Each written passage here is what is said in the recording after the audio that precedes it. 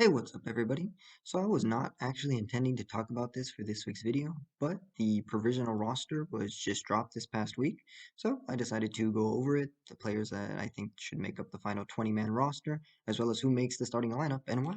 So without further ado, let's get into it. Alright, so no better place to start off than with the number one. So for goalkeepers, there are three main candidates. JT Marcinkowski, who plays for the San Jose Earthquakes, Matt Freese of the Philadelphia Union, and David Ochoa with Real Salt Lake. So out of all three, the one who has had the most game time at the highest level, that being MLS in this case, is JT. When he was in the USL with Reno, he played 24 matches in 2018, 16 in 2019, and then he made the jump to MLS last year with San Jose and played 12. David Ochoa is next, but almost all of his game time has been in the USL with Real Monarchs, getting 20 games in 2019, but only 5 in 2020, with only one game in MLS as well. Matt Freese is the one with the least game time, with 6 in 2019 and only 1 last year. However, that one game was the last game of the regular season, which they did win 2-0. It was quite an important game as they needed to win it in order to clinch the supporter shield, so there definitely was some added pressure, and Freese played well, making an important save from a corner kick set piece. So, who am I choosing? Well, most likely all three will end up going, as they do typically take three goalkeepers, but I'm only going to select two. The starter is JT, as he has the most experience. For his backup, I think really either one would be fine, but since I have to pick one, I'm going with Freeze. Both him and Ochoa only had one game in MLS last year, and Ochoa lost his, conceding two. It was only one game, so I am by no means saying that he is a bad goalkeeper or that even that Freeze is necessarily better than him. I'm simply just explaining why he happens to just edge him out for this spot on my roster. Next, we have right back. I'm going with Julian Araujo as my starter. He has the second most experience in MLS with 17 games and 17 starts for the LA Galaxy, where he picked up a goal and 2 assists. For my sub, I'm picking Aaron Herrera, who actually has the most experience in MLS, but he has not been as good as Araujo in my opinion. Solid backup, not only can play as a right back, but he can also play as a left back as well, which is why I think for sure he will end up making the 20-man roster, even if he's not a starter. Although personally, I'd rather take Brian Reynolds. I think he is much more talented and has a higher ceiling than either Araujo or Herrera, but he does have less experience and he would need to be released by Roma. If they are willing to do that, if they're willing to release him, then honestly, I'd take him instead of Araujo. That way you still have Herrera as cover at either left or right back. So either Reynolds or Araujo as a starter, depending if Reynolds is released, and Herrera as backup. Left back. Left back is tough as we have three options: Sam Vines, George Bello, and Chris Gloucester. And in a 20-man roster, realistically, you can only take three fullbacks, and we already have two at right back. So that means I have to choose one out of these three. And to be honest, it's really a two-man race between Vines and Bello. Yes, Gloucester is playing at a somewhat higher level, the Dutch second league, but he hardly played at all this past year, with just 6 games, starting only one, with no goals and no assists. Plus, Vines and Bello are actually the ones that played in the recent friendly versus Trinidad, which Vines started. And also, he started the Panama game as well.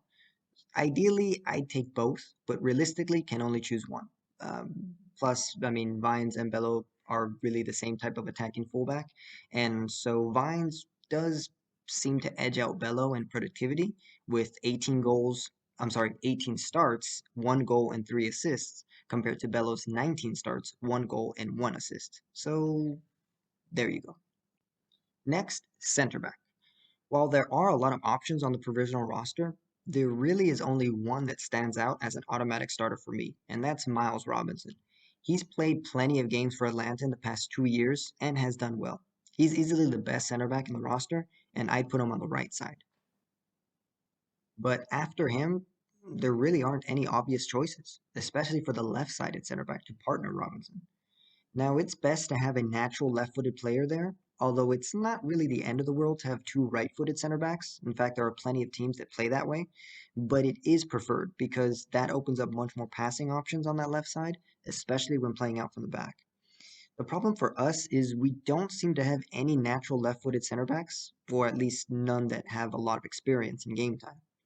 I mean, we have Abubakar Kaida, or Keita, who plays for the Columbus Crew, and Austin Trusty with the Colorado Rapids. Keita only had 10 starts last year, and Trusty even less with 5, but he did get 1 assist. And according to the stats, which keep in mind are based on the small number of games each have played, but Trusty does seem to do better in pretty much every category. However, there is another player to consider, and that is Henry Kessler with the New England Revolution. He has much more experience than either Keita or Trusty, and he has been played on that left side despite being right footed. So while yes, as we stated, you would prefer to have a natural left-footed player there, but honestly, you have to play your best center backs. The ones that have had the most experience, the ones that have been proven, and right now, that's Kessler. So I'd put him there. And I guess I'd put Trusty to back him up. And to back up Robinson on the right side, uh, I think the best option is Mauricio Pineda of the Chicago Fire. Also has plenty of game time and has done well. In fact, I actually wouldn't be surprised if he is used as a starter with Robinson. But now, for a 20-man squad, realistically, you can only take 3 center backs. And as I said, you want those to be your best ones. So right now, that's Robinson, Pineda, and Kessler. Either one can partner Robinson, and the other one could be his backup. Now we have our midfielders. Tons of different options and combinations to choose from. So it's definitely going to be quite a headache for Crease, but definitely a good one to have. For me, the more attacking midfielders are the easier ones to choose first. So that's Aronson for sure. And I'd also take Caden Clark, the 2 Red Bull kids. The holding midfielder is also pretty easy with Jackson Ewell, who for sure is going. He started both the Salvador and Trinidad games and did well, all things considered. Now, there is also Johnny Cardoso, who plays for Internacional in Brazil. He also seems to be considered a holding midfielder, but he has played in a more advanced role for Internacional at times. But he also has been used as a holding midfielder with them. So, and also for the USMNT, he's actually only been used as a holding midfielder. Both for the Wales and Panama games, he came in as a like for like sub for Tyler Adams. But for some reason, I just can't shake this feeling that he can be more of a deep lying playmaker, someone who could link up play and move the ball forward. I'm not saying he isn't a good holding midfielder, as he does have good vision and passing and can distribute the ball well. But I'd rather see him play with Ewell rather than having it be a choice of either one of them. Not sure if that would even work, but at least I'd like to see it be tried. Don't think that we're going to have a chance to do that in the upcoming friendlies. I would love to see it because I think it might work. But it is clear that right now, Crease does see them as the same type of player, and so he will probably take both as a holding midfielder. Though, as I said, for me, I like to try to see them play together. So, if I don't use Cardoso as another holding midfielder, who do I use? Well, we have Andres Pereira with Orlando City and James Sands with NYCFC. Pereira was called up and did come on as a sub a little after halftime against Trinidad. I think he did okay. I do remember him making a big mistake, but that is to be expected with young players. I also do like Sands, especially as he can play as a center back, and I think he could be one of those midfielders who, in defense, can slot in between the center backs to form a bigger back line. But when comparing the stats between them, it does seem that Pereira is actually better defensively and has had more game time. So I guess I'm going with Pereira. But honestly, for me, either one works. So who gets that last midfielder spot? Well, there's definitely no shortage of options as we have Eric Williamson, Tanner Tessman, George Mihailovic, and Keaton Parks. Let's start with Tessman. Now, there is a lot of hype around this player, and he did come on as a sub in the 78th minute against Trinidad, so it does seem like he is in serious contention for crease. For Dallas, he's also played in 19 games, started in 9 of those, and picking up 1 assist. However, Williamson has gotten much more playing time with 17 starts, 3 goals, and 4 assists. So for me, he is definitely ahead of Tessman, although he didn't play in any friendly despite being in the January camp, so that is interesting. Now, Keaton Parks has even more game time than Williamson with 20 starts and 3 goals, but he wasn't even called into camp in January. So it seems a bit of a toss up between these two, but for me, Williamson was more productive with slightly less game time, so that puts him ahead in my book. But now, what about Mihailovic? Well, honestly, I think he is more of an attacking midfielder like Aronson. And in fact, if Aronson isn't released by Salzburg, then I think Mihailovic takes his place. Now this is where the fun begins. For my wingers, the starters are easily Ulianis and Conrad de la Fuente. Both are playing at a higher level. They are honestly the best options in my opinion when it comes to wingers. The problem was figuring out who goes where because both are right-footed and both are considered right wingers. But I want both of them starting. I don't want them clogging up the right winger slot with one starting and one being backup. I want them both playing at the same time. So I need to figure out who to put on the left. Now, interesting enough, both were played as left winger in the friendly against Wales. Conrad started that game and honestly didn't really do much. He was subbed off for Yanis, who looked much better. He came on and had an instant impact, almost scoring what could have been the winner.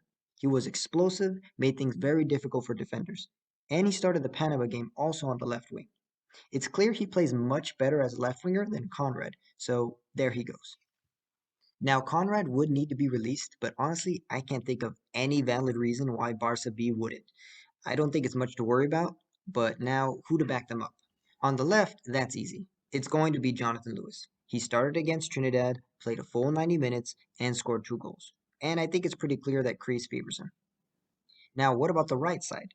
I'll get to that in a second, but first, the strikers. All right, we got Sebastian Soto, Jesus Ferreira, and Jeremy Ebobisse. There's also Ricardo Pepi, who was on the provisional roster, but honestly, he is just too young and inexperienced. And for me, the other three are clearly ahead of him at the moment, so he's out.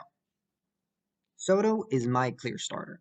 He is playing at a higher level. He was playing for Telstar in the Dutch second division, but after scoring 7 goals in just 8 starts, he was recalled by Norwich City, his parent club, and was put in their U23 squad, where he has played just 3 games and no goals yet. For backup, it's between Jesus and Ebobisse. This one is a toughie. Ebobisse has more MLS experience, starting 36 games and scoring 19 goals and 3 assists in the past 2 years. However, Jesus was the one who played and started the friendly against Trinidad, where he played for 64 minutes and netted in 2 goals and assisted in the other 3. Yes, that was against a vastly weaker Trinidad team, but the fact that he started shows that he is in serious contention and pretty sure that Kreese will take him to Mexico. He also offers a different attacking option to Soto. It's clear Jesus will be played more of a false nine like he was against Trinidad, and Soto more as a traditional striker. So for now, I'd put Soto and Jesus as backup. But honestly, it all comes down to if Soto is released, because if he isn't, then I'd take Jesus and Ebobisse. So that's my starting lineup, but not my entire squad, as it has to be 20 players, and as I only chose 2 goalkeepers, I have an extra player. Realistically, Kreese will take 3 goalkeepers, as that seems to be the norm. I'm not sure if that's an actual rule, though, or just what most coaches do as an absolute worst case scenario where you somehow injure 2 goalkeepers and need to have a third option. But for my squad, I'd rather take another attacker. That way I could have 3 strikers and 3 wingers. So in that case, I would be able to take all 3 of Soto, Ebobisse, and Jesus, and that way I could use one of them as cover on that right wing. Or I could take another defender, either backup for Vines or Kessler on the left side, which in that case would be Bayo or Trusty, respectively. Well, that's my 20-man squad and starting lineup. Now it's your turn to tell me yours. Who do you trust to finally get the US qualified for the Olympics? Let me know down below, and if you enjoyed the video, please make sure to like and subscribe, and thanks for watching. This is American Soccer United, the place where American soccer fans unite.